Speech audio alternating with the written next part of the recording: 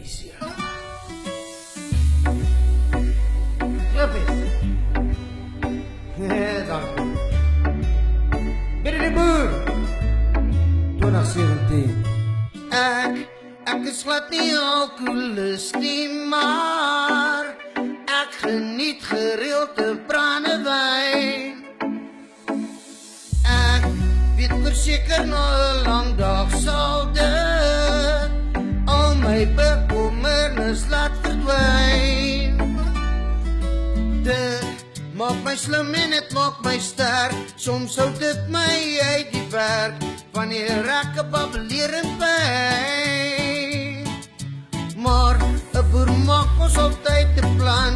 Vat net nog 'n slukkie van daai harde, dan sal ek spiek by. Ek drink Riesloe, hou nie van klippies nie, ek drink het Riesloe. Help vir die dinge wat my pla, broer. Dit werk beter as 'n Panado. Ek drink Riesloe, want ek glo dit is so geluk, broer. En ek like wat dit aan my doen. Sal sommer raai borrel op ek soe. Elke Vrydag dan werk, dan drink ek 'n Riesloe. Voor ek huis toe gaan en my vrou moer, hoor haar sy my moer koer.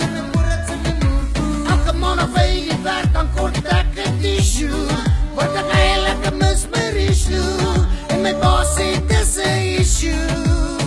Riesloe is my stapelkos, ek like het meer as pappenmos. Drink het al vir jare mos, ek kan net nie dat opperloos. Dokter het gebel, hy sê my lever het verswak, maar ek kan nie worry nie, ek weet ek praat die kak.